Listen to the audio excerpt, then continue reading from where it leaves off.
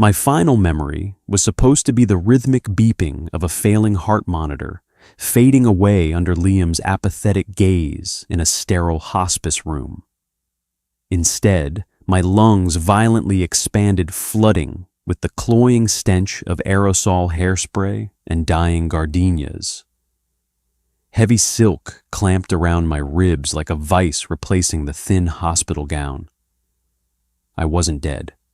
I was standing before towering oak doors with a veil pinned aggressively to my scalp, about to walk down the aisle. My wedding day. Again, air tore into my throat, jagged and raw. I doubled over, clutching the heavy bodice of my gown. The crinoline scratched against my bare legs, a petty abrasive friction that felt aggressively real. My palms slapped against the cold stone floor of the vestibule. It was solid, porous, dusty. Sophie, sweetheart, breathe. Just breathe. It's just pre-wedding jitters. Calloused, warm hands gripped my bare shoulders. I flinched, snapping my head up. Arthur, my father. He looked younger, his face unlined by the grief and bankruptcy that would bury him 3 years from now. He smelled of Old Spice and nervous sweat, a familiar scent that punched the breath right back out of me. He wasn't dead. He was here wearing a rented tuxedo that pinched his shoulders, looking at me with absolute adoration. I stared at my own hands. The knuckles were white, the skin unblemished. No track marks from IV needles. No bruised, yellowing skin. My fingernails were painted a pristine, mocking shade of French vanilla. A mirror hung on the vestibule wall, framed in tarnished brass. I pushed myself up my knees, trembling so violently the heavy satin of my skirt shuddered. I dragged myself to the glass. The woman looking back at me was a stranger. Cheeks flushed with life, eyes wide, and clear dark hair coiled into an intricate, sprayed-stiff updo. This was the 24-year-old me, the naive, trusting idiot who thought love was a shield. The woman who was about to pledge her life to a man who would methodically dismantle it, steal her inheritance, and leave her rotting in a county ward while he vacationed in Tuscany with her best friend. My stomach heaved. I clamped a hand over my mouth, tasting the mint toothpaste I had used hours, or was it years ago. "Do you need water?" Dad asked, his voice tight with panic. "I can get Jenna. Where did Jenna go? She was just here with your bouquet." Jenna. The name was a match striking against dry kindling inside my skull. Jenna, my maid of honor. The woman who had picked out this exact dress, gushing about how it made me look like royalty while simultaneously sleeping with my fiancé in the back of his Audi. "No," I choked out the words, scraping past my vocal cords. I swallowed hard, forcing the nausea down. "No water. Don't call Jenna." I closed my eyes. The sensory whiplash was deafening. 1 second I was suffocating on my own failing lungs, the bitter metallic tang of betrayal on my tongue. Now I was drowning in the scent of gardenias and expensive perfume. I dug my perfectly manicured nails into my palms until the sharp flare of pain grounded me. This wasn't a hallucination. The pain was too sharp, the lace too itchy, the air too thick. I had died. And somehow, by some glitch in the universe, or some cruel cosmic joke, I was back at the starting line. May 19th, the day I signed my own death warrant. "Sophie, look at me," Dad said softly, stepping into my line of sight. He adjusted the lapels of my dress, his hand shaking slightly. "If you don't want to do this, we don't have to. I'll march out there and tell them all to go to hell. The catering is paid for. We can just treat it as a really expensive lunch." A hysterical wet laugh ripped out of my throat. He meant it. He would have taken the embarrassment for me. In my previous life, I had smiled, told him I was just nervous, and walked through those doors like a lamb to the slaughter. I had wanted the fairy tale so badly, I ignored the smell of smoke. I looked at him, really looked at him. The gray hairs at his temples, the tired lines around his eyes. He had worked his entire life to build his logistics company, the same company Liam would later gut from the inside out using forged power of attorney documents. A cold, heavy stone settled in my gut, replacing the frantic fluttering of panic. It was a dense, ugly thing. Rage. Not the hot, screaming kind. The quiet, methodical kind that builds in the dark. "I have to do this," I said. My voice sounded foreign, flat, deadened, stripped of the breathless excitement that had been there 10 minutes ago. Dad frowned, his brow furrowing. "You don't look okay, kiddo. You look like you're walking to the gallows." I murmured, smoothing my hands down the rigid silk of my bodice. The fabric felt like armor. But not anymore. The heavy strains of a pipe organ rumbled through the floorboards. The vibration traveled up through the soles of my shoes, rattling my teeth. The wedding march. My cue. "Ready?" Dad asked, offering his arm. I looked at his elbow, then up at the towering oak doors. Behind them sat 300 people. Liam's snobby old money parents. My father's blue-collar colleagues. Jenna. Liam. The whole audience. "More than I've ever been," I said. I slipped my hand through his arm. I didn't hold him for support. I held him to anchor him for the blast. The double doors groaned open, pulled back by 2 ushers in stiff suits. The sudden influx of air hit me like a physical blow, carrying the scent of burning beeswax candles, old wood, and the collective body heat of hundreds of people packed into the cathedral. The organ music swelled, deafening and theatrical. 300 faces turned toward the back of the church. A sea of pastel dresses, dark suits, and expectant smiles. In my first life, this moment had been a blur of euphoric adrenaline. Now the scene snapped into hyper-focus. It was nauseatingly clear. I stepped over the threshold. My heels clicked against the marble, a sharp rhythmic sound almost lost under the music. Left foot, right foot. I scanned the pews. There was Mrs. Higgins dabbing her eyes with a tissue. There was my Uncle Robert checking his watch. Normal people. Innocent bystanders to the car crash I was about to cause. I felt a brief, sickening spasm of guilt for what I was about to put my father through, but the alternative was a slow, agonizing death for both of us.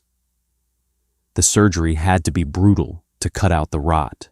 My eyes tracked forward, past the rows of guests, past the massive floral arrangements that cost more than a down payment on a house to the altar. There he stood. Liam. He was devastatingly handsome. It was a genetic unfairness that had always blinded me. Thick dark hair, impeccably styled, a jawline that could cut glass, and a tailored Tom Ford suit that hugged his broad shoulders. He stood with his hands clasped in front of him, looking down the aisle at me. My heart did a pathetic, traitorous stutter. Muscle memory. For 5 years that face had been my home. For 5 years I had molded myself to fit into the negative space of his life. Seeing him now vibrant and alive without the sneering malice he had worn in my final days created a jarring dissonance in my brain. But then I looked closer. The signs were all there. I had just been too stupid to see them. His smile didn't reach his eyes. It was a practiced camera-ready stretching of lips. The slight tension in his shoulders wasn't nervous anticipation. It was impatience.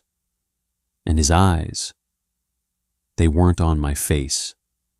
They were tracking slightly to my left. I shifted my gaze. Jenna. She stood at the front of the bridesmaids' line, wearing the blush-pink chiffon gown she had insisted on. She was holding my cascading bouquet of lilies, and she was looking at Liam. It wasn't a look of supportive friendship. It was a heavy-hooded stare, a proprietary gaze. As I watched, taking my slow, measured steps down the aisle, Liam's fingers twitched against his thighs. Jenna gave a microscopic, almost imperceptible smirk, shifting her weight, so the slit in her dress fell open just a fraction more. A wave of absolute revulsion hit me so hard my knees buckled. I stumbled, the toe of my shoe catching the hem of my dress. Dad caught me instantly, his grip tightening like a vice. The crowd let out a collective sympathetic gasp. "Easy," Dad whispered, his voice vibrating against my shoulder. "I've got you. Take your time." "I'm fine," I rasped. I straightened my spine. The nausea vanished, replaced by an ice-cold clarity.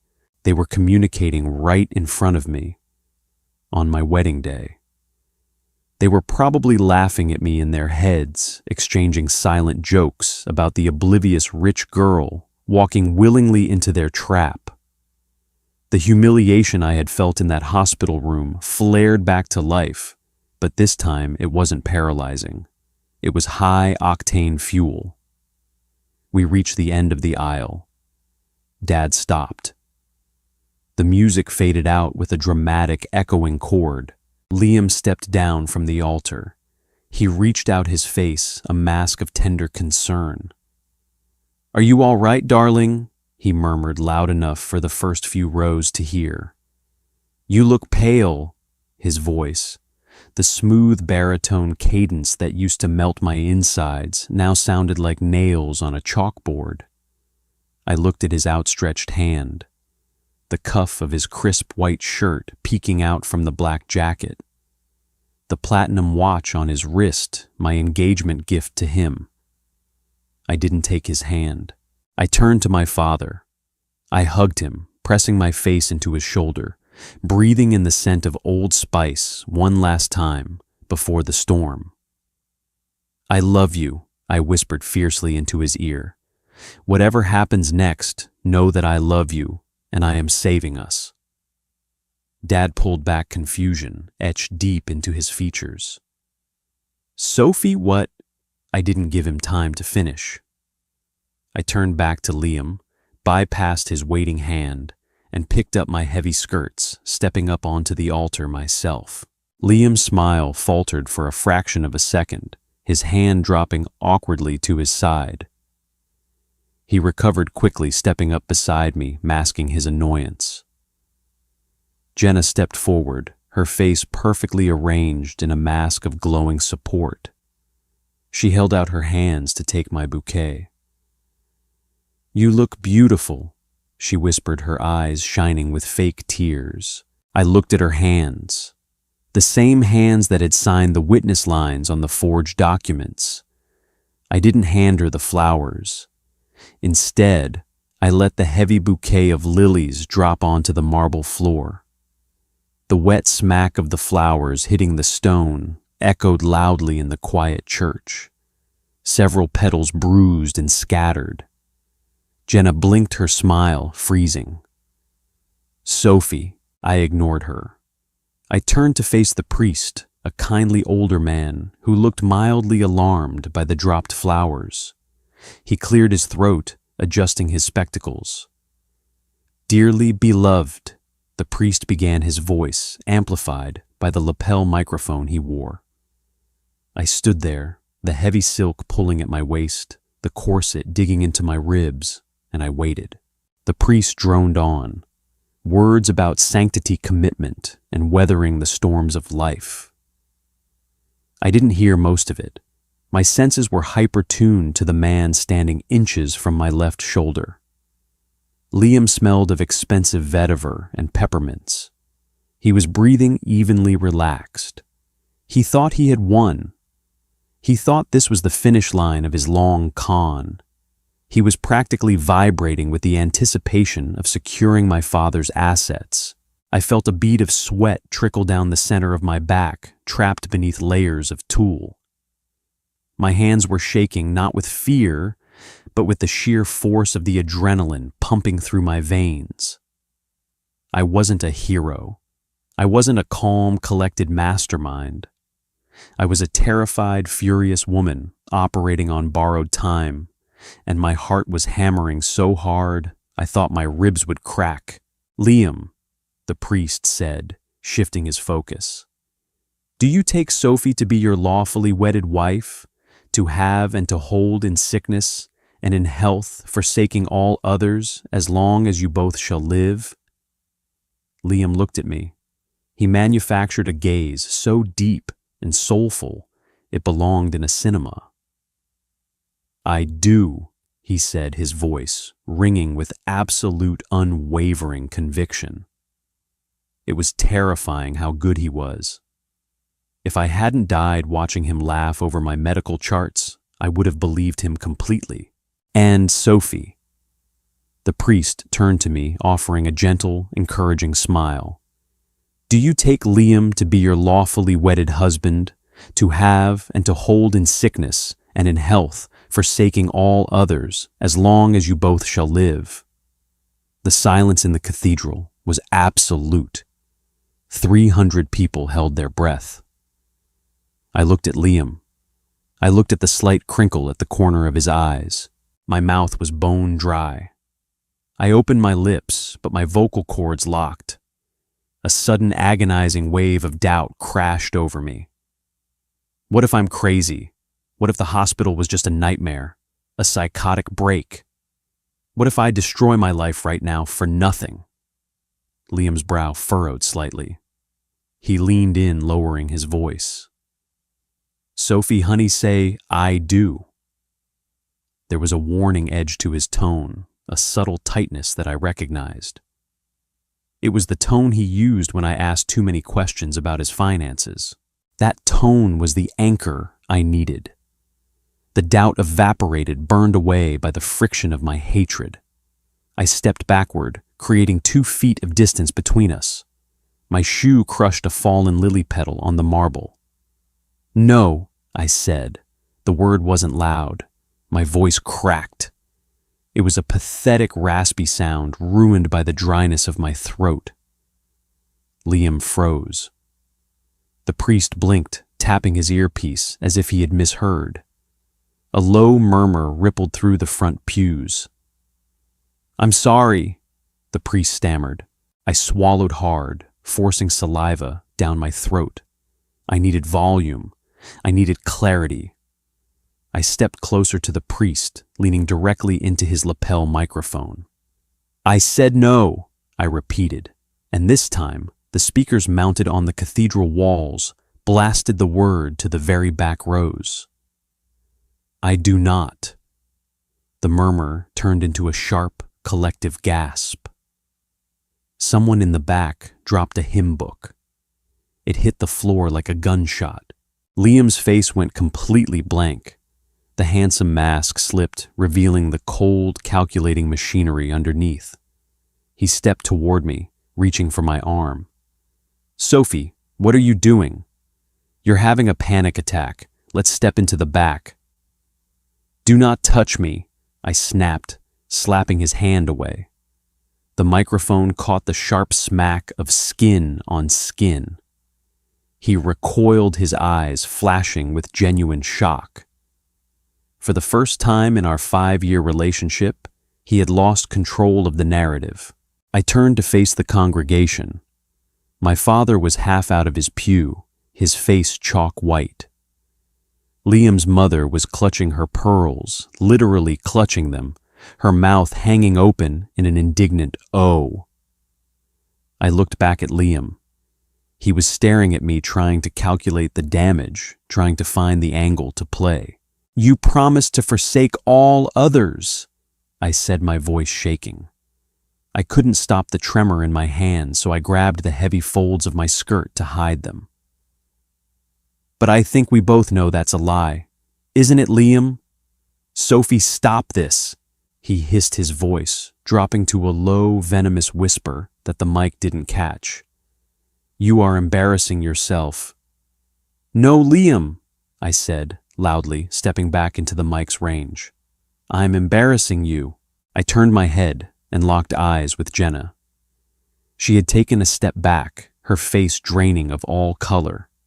She looked like a deer caught in the headlights of a very fast, very heavy truck. Jenna, I said her name, echoing off the vaulted ceilings. You can come stand up here next to him. You've been testing out his side of the bed for 6 months anyway. You might as well take the spot at the altar. Chaos. Absolute unadulterated chaos erupted in the cathedral. Voices exploded. Shouts, gasps, the scraping of wood as people stood up. Liam's mother let out a shrill, piercing wail.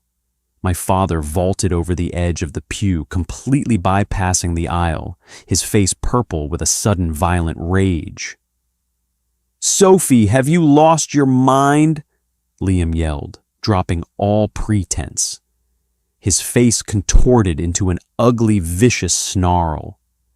He lunged forward, grabbing my wrist with crushing force. Shut your mouth! The pain grounded me. It was real. He was real. The monster was finally showing his face in the light. I didn't try to pull away. I stepped into his space, tilting my head up so our faces were inches apart. I lowered my voice, speaking only for him, underneath the deafening roar of the crowd.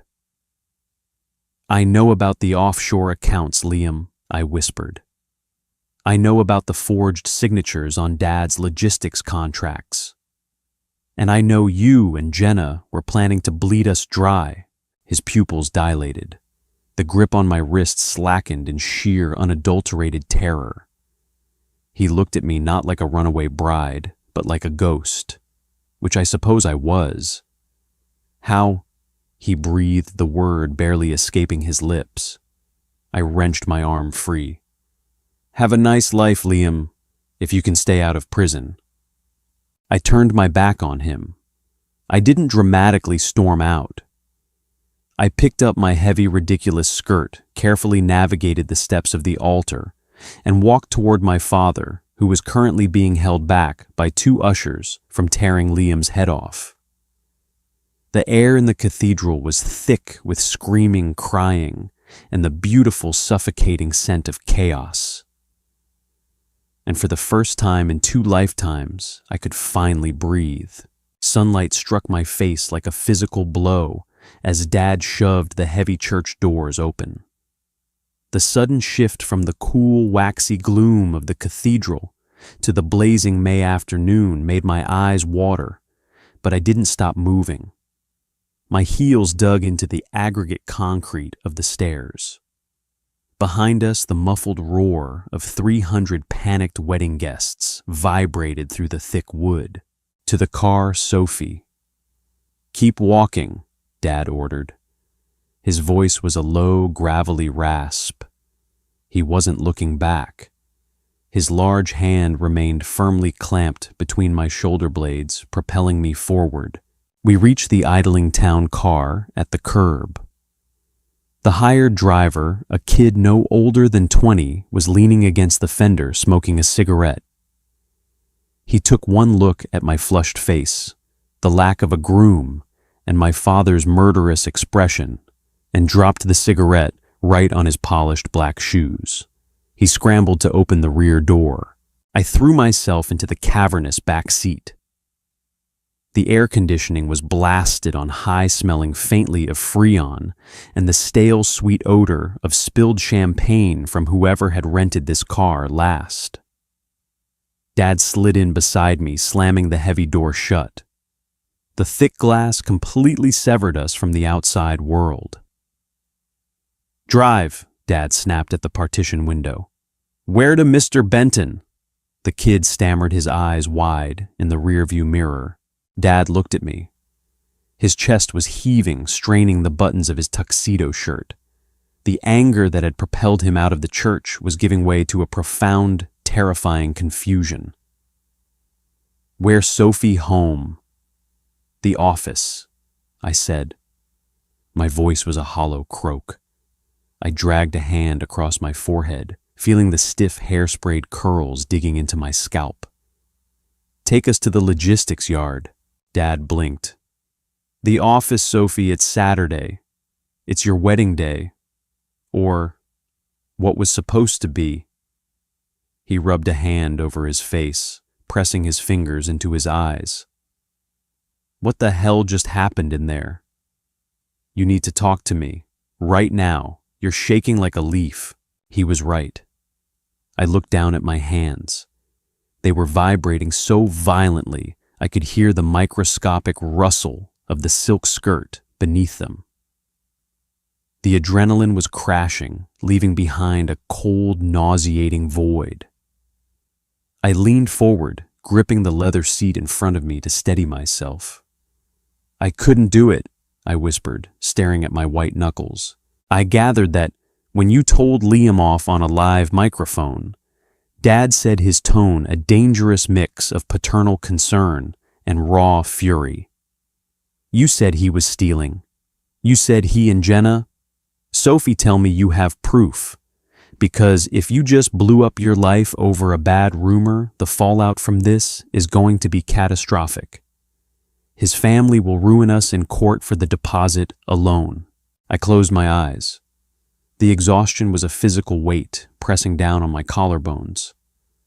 How do I explain this? I couldn't tell him the truth. Hey, Dad, I actually married him. 3 years from now, you lose the company, your house, and your pension. You die of a massive coronary in a rented apartment, and I die of neglected organ failure in a county hospice while my husband drains the life insurance. No, I needed a lie. A grounded, undeniable lie that he could verify with his own 2 eyes today. I saw his iPad. I lied, the words tasting like ash. Last night, after the rehearsal dinner, he left it unlocked in the hotel room.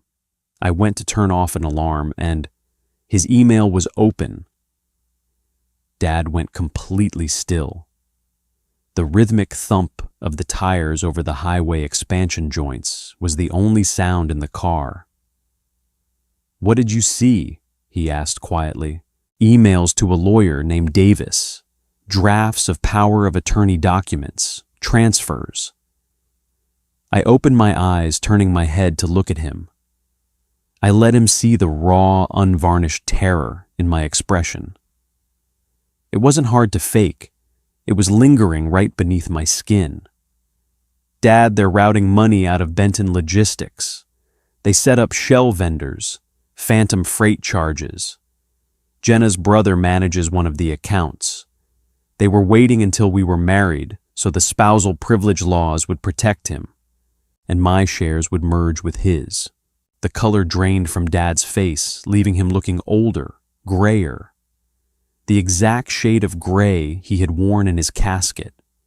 A sharp, stinging pain lodged in my throat. Phantom freight, Dad repeated. He was a blue-collar man who had built his trucking empire from a single rig. He knew the terminology.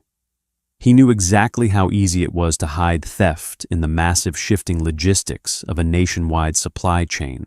He didn't question me further. He didn't ask why I waited until the altar. He saw the devastation in my eyes and recognized it as truth.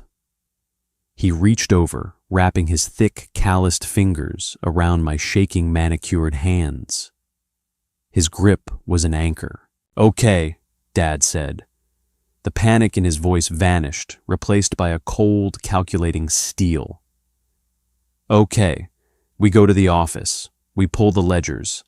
If that son of a bitch took a single dime from my drivers, I'll bury him under the concrete of the new loading dock. I nodded, swallowing hard against the lump in my throat. I pulled my hands away, reaching up to the back of my head. I found the first dozen bobby pins anchoring the heavy tool veil to my scalp and started ripping them out. I didn't care that they pulled my hair. I needed the weight off. I needed the bride to die so the survivor could breathe. The Benton Logistics headquarters was a squat, brutalist concrete building situated at the edge of the city's industrial park. On a normal Tuesday, it was deafening. The roar of 18-wheelers, the shouts of dispatchers, the heavy scent of diesel and hot asphalt. Today, it was a graveyard. The security guard, a retired cop named Stan, nearly dropped his thermos when Dad and I shoved through the revolving glass doors. I was barefoot, carrying my satin heels in one hand, my $10,000 designer gown dragged carelessly across the gritty linoleum. My hair was a bird's nest of loose curls and ripped hairspray. "Mr. Benton," Stan stood up confused. "Aren't you supposed to be—" "Lock the front doors, Stan." Dad barked, not breaking his stride, as he headed for the stairwell. "Nobody gets in. If Liam shows up, you call the police for trespassing. Understand?" Stan's jaw snapped shut. "Yes, sir." We bypassed the elevator. I hoisted the heavy layers of crinoline up to my waist and climbed the concrete stairs behind my father, the cool air of the unheated stairwell raising goosebumps on my bare arms. Dad's office was on the second floor. It smelled of stale coffee ozone from the copy machines and old leather. It was the smell of my childhood.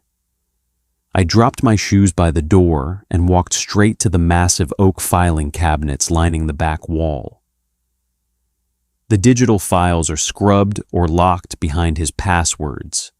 I said, my voice steadier now that we had a mission. But he needed hard copies for the offshore notary, third drawer down, the vendor files for Apex Solutions. Dad threw his tuxedo jacket onto a chair. He ripped off his bow tie and unbuttoned his collar, crossing the room in 3 long strides. He yanked the heavy metal drawer open. The screech of metal on metal made me flinch. He flipped through the manila folders, his thick fingers clumsy with haste.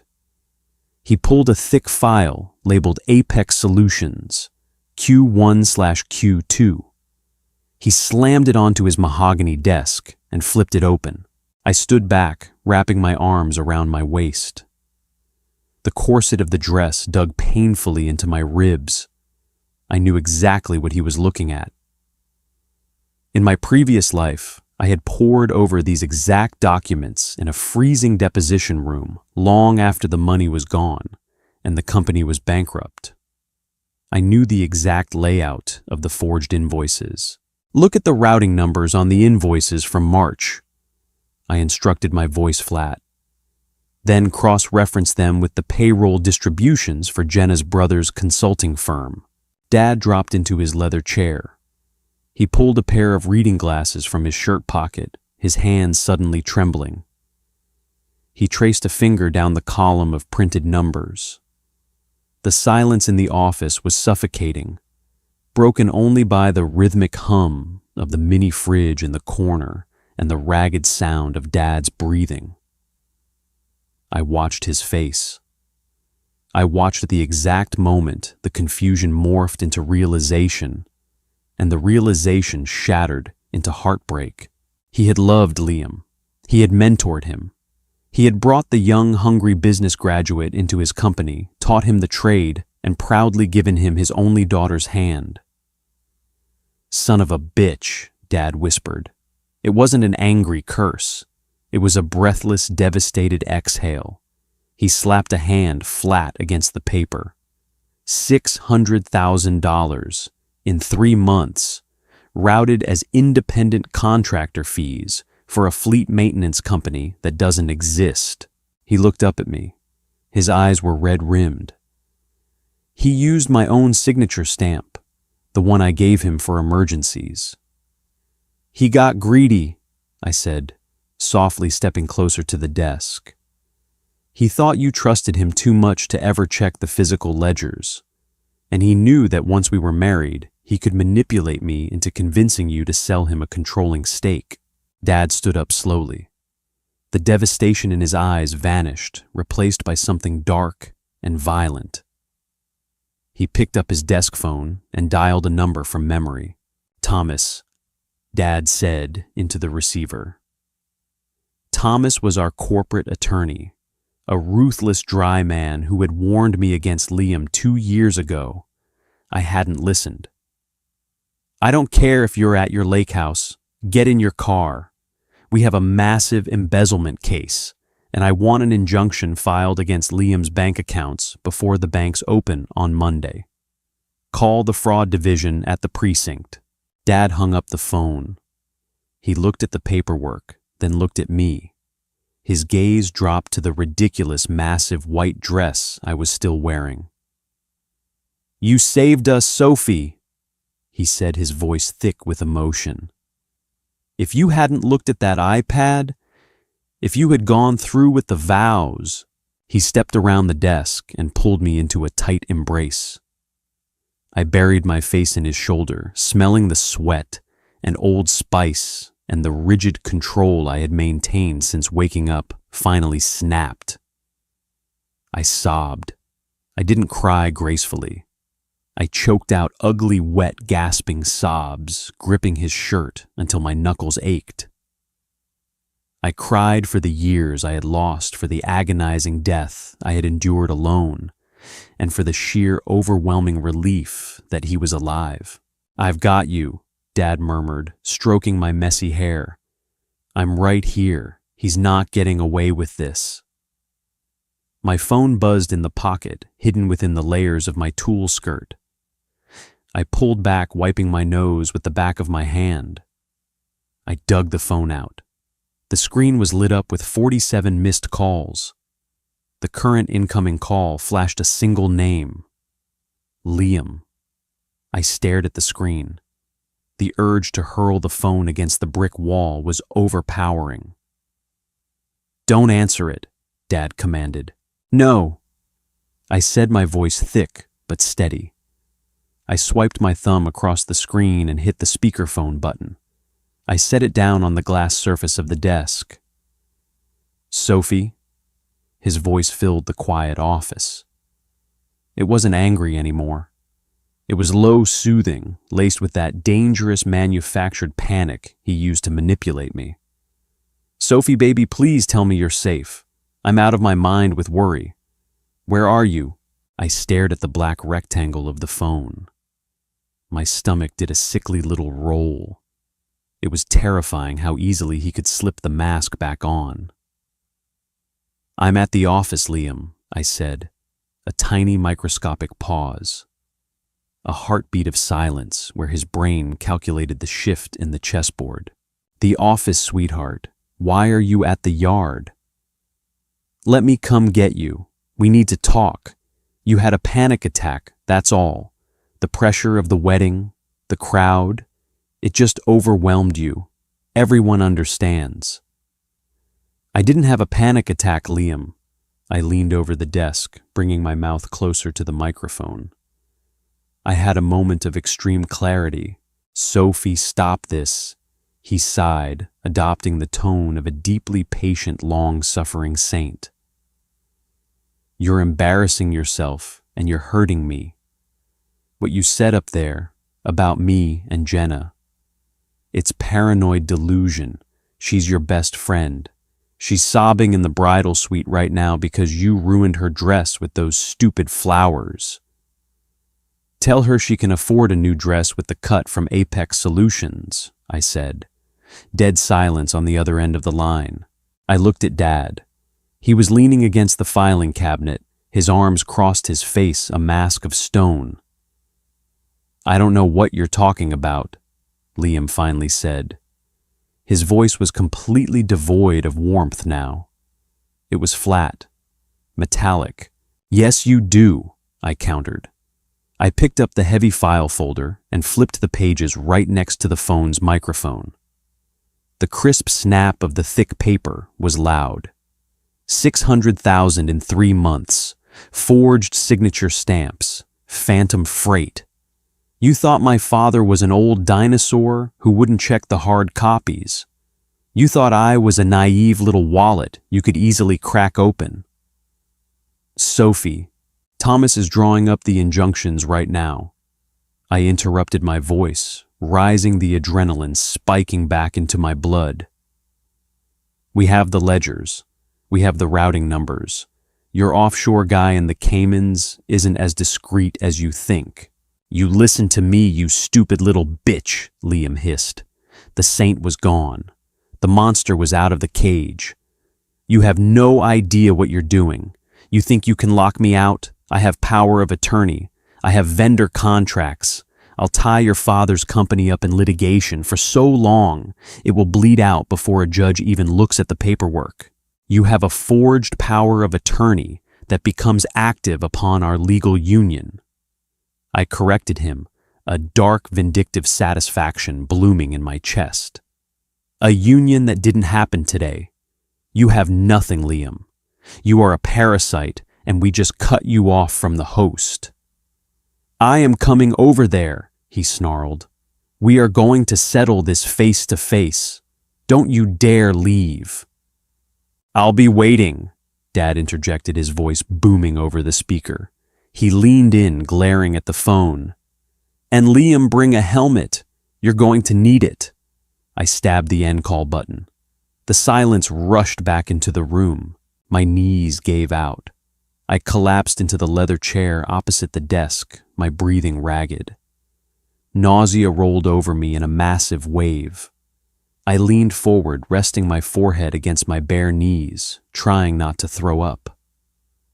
I wasn't an action hero. I was a girl in a ripped wedding dress running on fumes and trauma.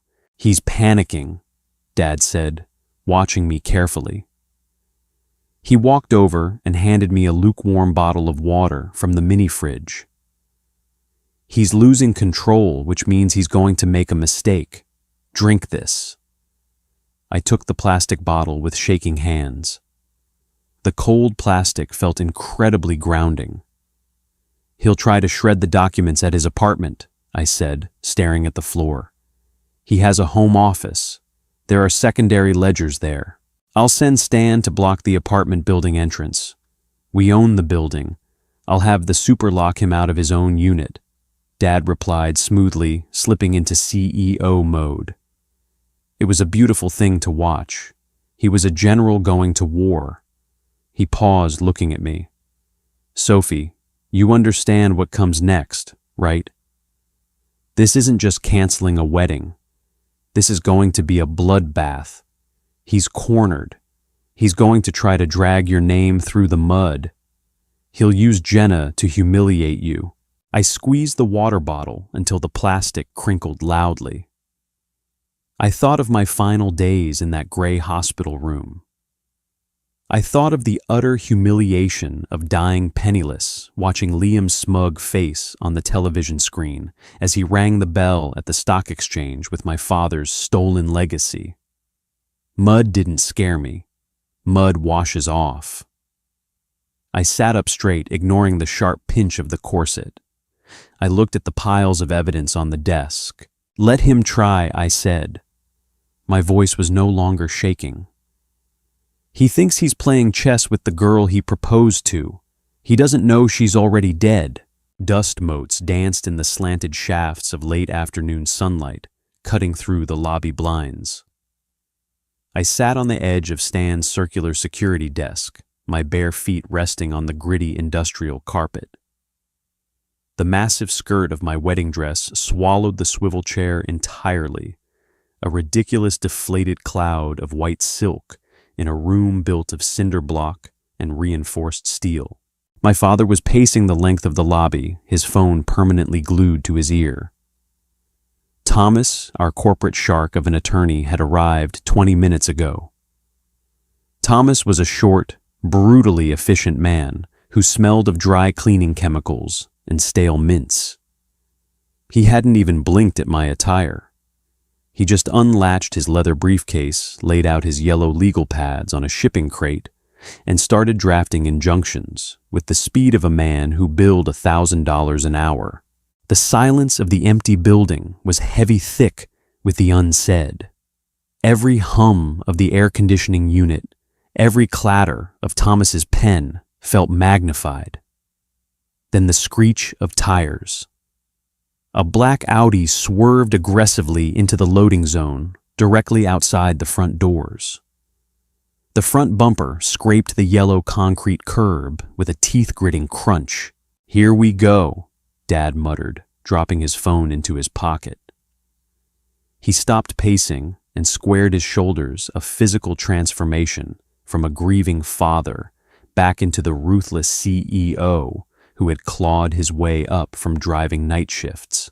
The driver's side door flew open. Liam stormed out. He was still wearing his tailored wedding suit, but the immaculate presentation was destroyed. His tie was ripped loose, his collar open, and his hair, usually sprayed into perfect rigid submission, stuck up at wild angles. He looked frantic. He looked exactly like a man who had just discovered his key card to his own apartment building had been deactivated. He marched to the heavy double-glass doors and yanked the handle. The doors didn't budge. Stan had engaged the deadbolts an hour ago. Liam yanked again, his face twisting into an ugly sneer. He slammed his open palms against the thick glass. The heavy thud vibrated through the lobby, rattling a loose pane somewhere near the ceiling. "Arthur!" Liam shouted, his voice muffled by the thick insulation. "Open the door! This is insane!" Dad walked slowly toward the glass, stopping exactly 3 feet away. He crossed his arms over his chest. He didn't say a word. He just looked at Liam, his expression utterly blank. It was the silence that broke Liam's composure. In his mind, he was the smartest guy in the room, the master manipulator who could talk his way out of a burning building. Being shut out, denied an audience, was a physical injury to his ego. "Sophie." Liam's eyes darted past Dad, locking on to me sitting at the security desk. He slapped the glass again, harder this time. "Sophie, look at me. He's manipulating you. Your father is a paranoid old man, and you're letting him ruin our lives. Open the door so we can talk about this like adults." I stared at him. The man on the other side of the glass was a stranger. The charming smile, the gentle hands, the soft baritone voice, they were all cheap prosthetics. This frantic, sweating creature beating on a door was the real Liam. A wave of profound, bone-deep exhaustion washed over me. I stood up, my thighs aching from the hours of tension. I gathered the heavy satin folds of my skirt in my fists, lifting the hem off the ground, and walked barefoot across the lobby. The linoleum was cold under my feet. I stopped right next to my father, mere inches from the glass. Liam's chest heaved. He pressed his face closer to the door, leaving a greasy smear of sweat on the pristine surface. "Sophie, baby, please. You're sick. You're not thinking straight. Let me take you to a doctor." He was still trying to play the card, the gaslighting, the sudden overwhelming desire to shatter the glass and wrap my hands around his throat was a living thing in my chest. Instead, I raised my right hand and pressed my palm flat against the cool glass directly over his face. "I'm not sick, Liam," I said. My voice was quiet, but I knew the acoustics of the vestibule would carry it through the gap in the doors. "I'm the healthiest I've ever been." He blinked, thrown by the utter lack of hysteria in my voice. He was expecting tears. He was expecting screaming. He wasn't expecting this dead flat calm. I found the offshore routing numbers. I continued speaking slowly, letting every word land like a hammer blow. "I know about Apex Solutions. I know about the Caymans. I know you paid the notary $50,000 to backdate the power of attorney.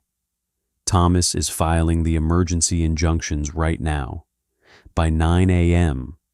Monday, your accounts will be frozen, your passports will be flagged, and there will be a warrant out for your arrest." Liam's jaw dropped. The remaining color drained from his face, leaving him a splotchy, sickly gray.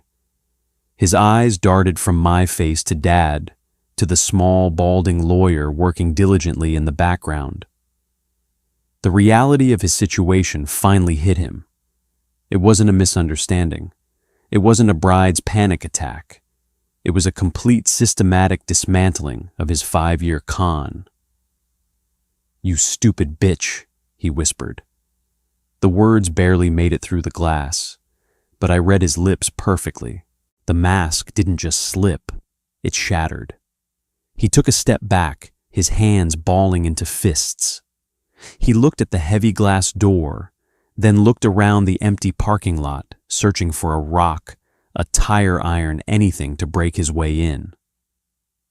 "Stan," Dad said, not taking his eyes off Liam. "Call the police. Tell them a disgruntled former employee is attempting to breach the facility, and we fear for our safety." Stan picked up the receiver instantly. Liam saw the guard dial. He looked back at me, his eyes wide with a mixture of raw hatred and genuine primal fear. He pointed a shaking finger at the glass. "This isn't over. You think you can just erase me? I own half the vendor contracts. I'll burn this whole company to the ground." "You don't own anything," Dad rumbled, stepping in front of me, placing his massive body between me and the glass. "You forged signatures. That makes the contracts void, and it makes you a felon. Run Liam. Because the second those cruisers pull into the lot, I'm pressing charges." Liam stared at my father's broad back. He hesitated for one long, agonizing second, the fight-or-flight response short-circuiting in his brain. Then a distant siren wailed in the city. He didn't say another word. He spun on his heel, sprinted back to his damaged Audi, threw himself into the driver's seat, and slammed the car into reverse. The tires shrieked against the asphalt, leaving thick black streaks as he tore out of the loading zone and sped down the access road. I watched the red taillights disappear around the corner of the brick warehouse. My knees finally gave out. The adrenaline dump was brutal, a sheer drop off a chemical cliff. I collapsed, but I didn't hit the floor. Dad caught me by the arms, hauling me up against his chest. "I've got you," he said gruffly, practically carrying me back to the security desk. "It's done, Sophie. He's gone. He's not—" I choked out a dry, ragged sound. "He's going to try to destroy the physical ledgers at his sister's house in Connecticut. He has a safety deposit box in her name." Dad stopped dead. He looked down at me, his brow heavily furrowed. "How the hell do you know that Sophie—" I closed my eyes. The lie was getting heavier, harder to carry. "I told you. I read the emails." Dad studied my face for a long, uncomfortable moment. He knew I was lying. He knew human beings didn't memorize offshore routing numbers and safety deposit box locations from a passing glance at an iPad. But he also knew his daughter had just saved him from total annihilation. "Thomas," Dad barked, turning his head. "Add a subpoena request for a safety deposit box in Connecticut. I'll get you the sister's name." He looked back at me, his eyes softening. "We'll handle it. All of it. You just breathe." I nodded, resting my head against the cold cinder-block wall. The heavy silk of my dress felt like a shroud, suffocating and hot. But beneath it, deep in the center of my chest, a tiny, defiant spark of life flared in the darkness.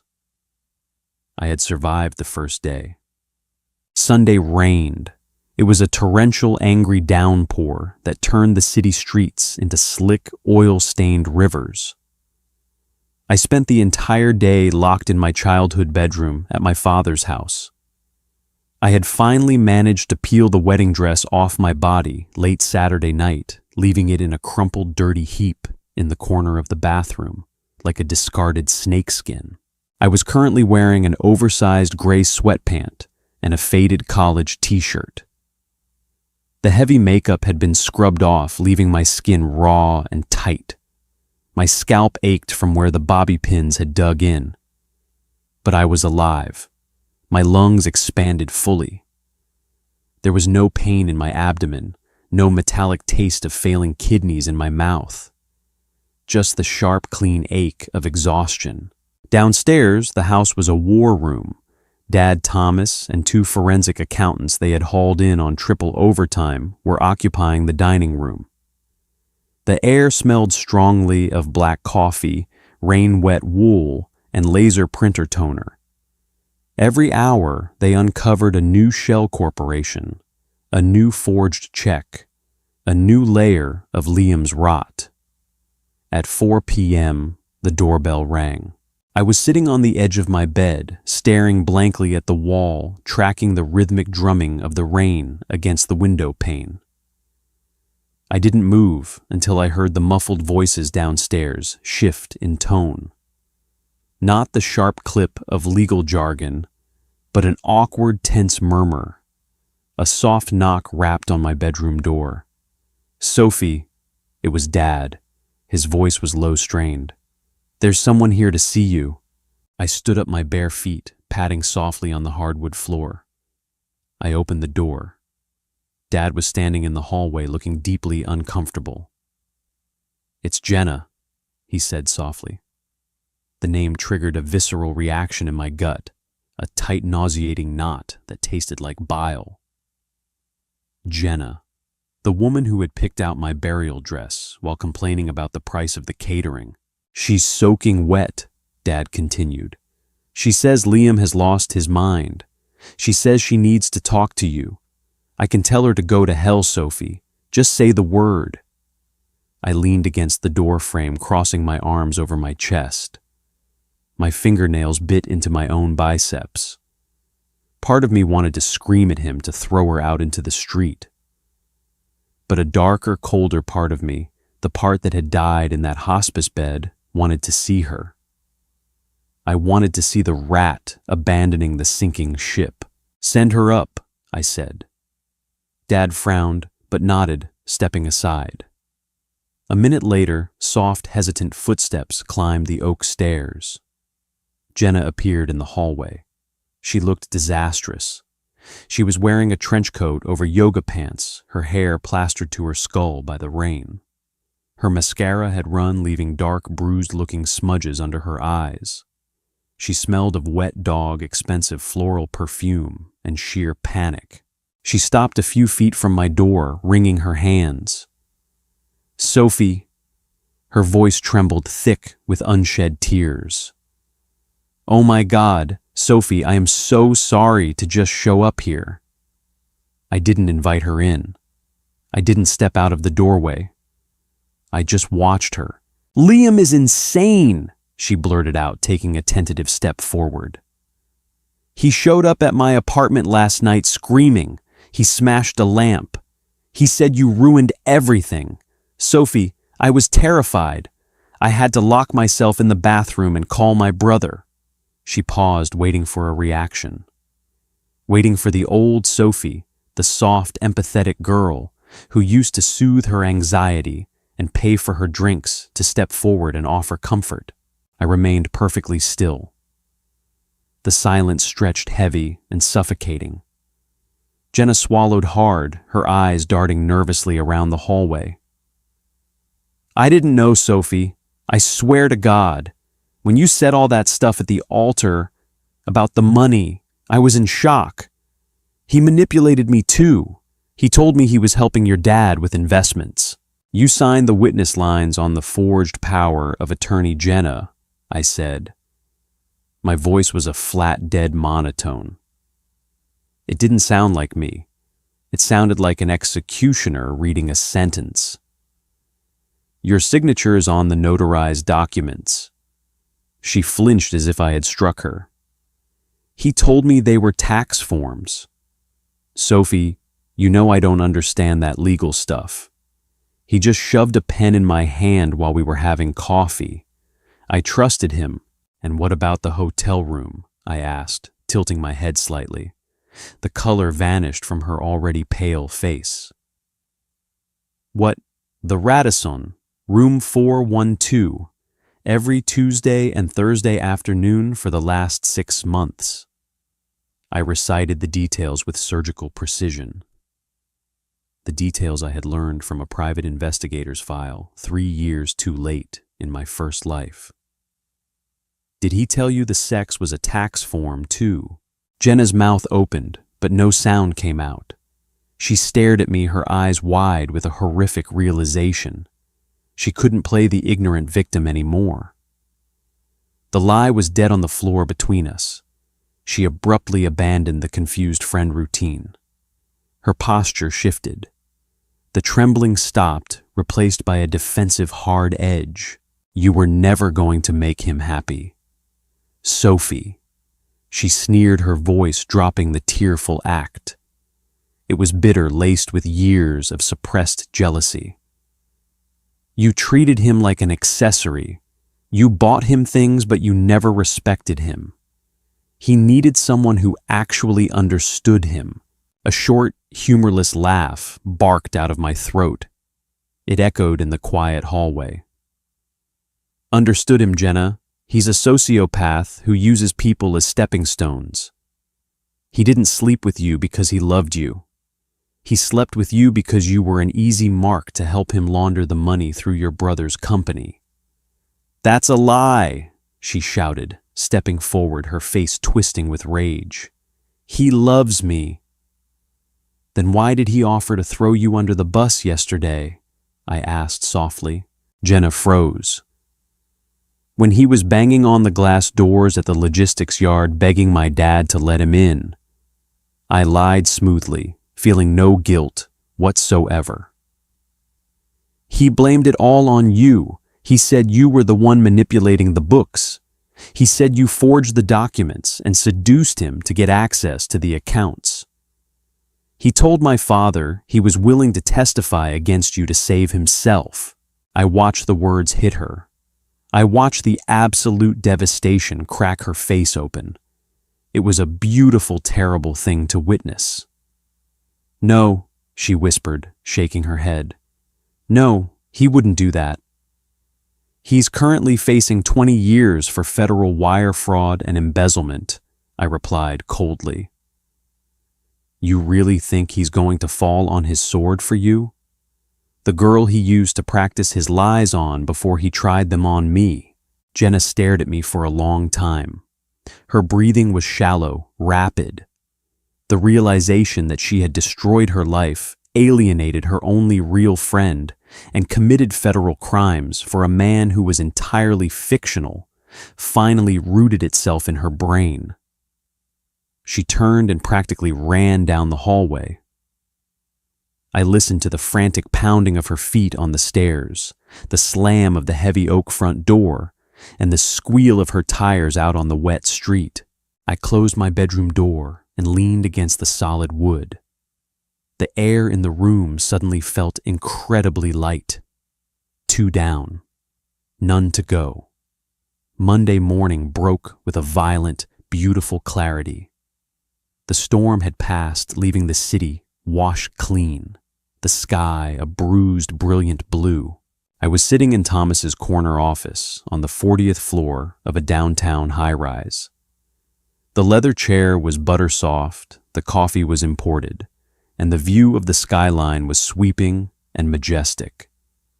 Dad was sitting next to me, his massive hands resting on the polished mahogany conference table.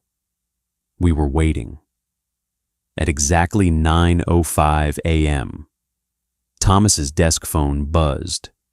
He picked it up, pressed the receiver to his ear, and listened for 30 seconds. His face remained completely impassive. Understood. Thank you, Detective. Thomas hung up the phone. He looked across the desk at my father, then at me. The warrants were executed simultaneously at 8:45 a.m., Thomas said, his voice clipped and professional. They picked Liam up at a motel near the interstate. He was packing a duffel bag. He had his passport and roughly $40,000 in cash. Dad exhaled a breath. It looked like he had been holding for 2 days. He slumped back in his chair, rubbing his face with his hands. Did he fight? No. Thomas said, a slight grim smile touching the corner of his lips. The arresting officer noted he was highly cooperative. He immediately requested a lawyer and offered to provide state's evidence regarding an accomplice. A Miss Jenna. Thomas glanced at his legal pad. Jenna Caldwell. I closed my eyes. The knot of tension that had lived in the base of my skull since waking up in that vestibule finally permanently snapped. The banks have frozen all associated accounts, Thomas continued. The injunctions hold. The stolen funds from Apex Solutions are mostly sitting in escrow in the Caymans. It will take months of litigation to repatriate the money, Arthur, but the company is secure. He didn't manage to liquidate the hard assets. You survived this. Thank God, Dad murmured. He reached over and took my hand. His grip was warm, solid, and incredibly real. I looked out the massive floor-to-ceiling windows. Down below, the city was moving. Tiny cars, tiny people going about their lives, entirely unaware of the massive structural collapse that had just occurred in mine. I had done it. I had reached into the machinery of fate, grabbed the gears with my bare hands, and ripped them apart. There would be fallout. There would be grueling depositions, vicious tabloids, and the humiliating public spectacle of the canceled wedding. The logistics company would bleed money in legal fees. I would have to look over my shoulder for a long time, unlearning the flinching paranoia that Liam had installed in me. But I wasn't going to die in a county hospice bed. My father wasn't going to die of a broken heart in a rented room. We stood up to leave. Dad shook Thomas's hand vigorously. I gathered my purse, feeling the lightweight cotton of my sundress swish around my legs. No heavy silk, no suffocating corset. As we walked out of the law firm and stepped into the elevator, Dad looked down at me. The deep lines of stress around his eyes had softened, replaced by a weary, profound pride. You know, he said softly as the elevator descended. I don't know what happened to you on Friday night. I don't know how you suddenly saw through him when we were all so blind. But whoever you became in that vestibule, I'm glad she's here. I looked at my reflection in the polished brass doors of the elevator. The woman looking back at me was still 24. Her skin was clear, her eyes were bright. But the naive, trusting softness was gone, burned away by the acid of a stolen life. In its place was something harder, sharper, something unbreakable.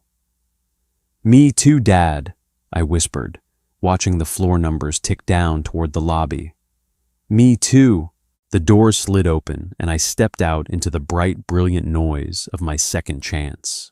And that is a wrap on Sophie's incredible rebirth and revenge from dying betrayed and alone to dismantling a sociopath's life. Before the reception even started, she proved that sometimes the best wedding gift you can give yourself is walking away. If you felt that justice served, smash that like button right now. Share this full story with your friends who love a fierce, intelligent protagonist, and make sure to subscribe to the channel for more deeply human-grounded storytelling. Tell me in the comments below what was the most satisfying moment of Liam's downfall for you. Stay strong, and I'll see you in the next video.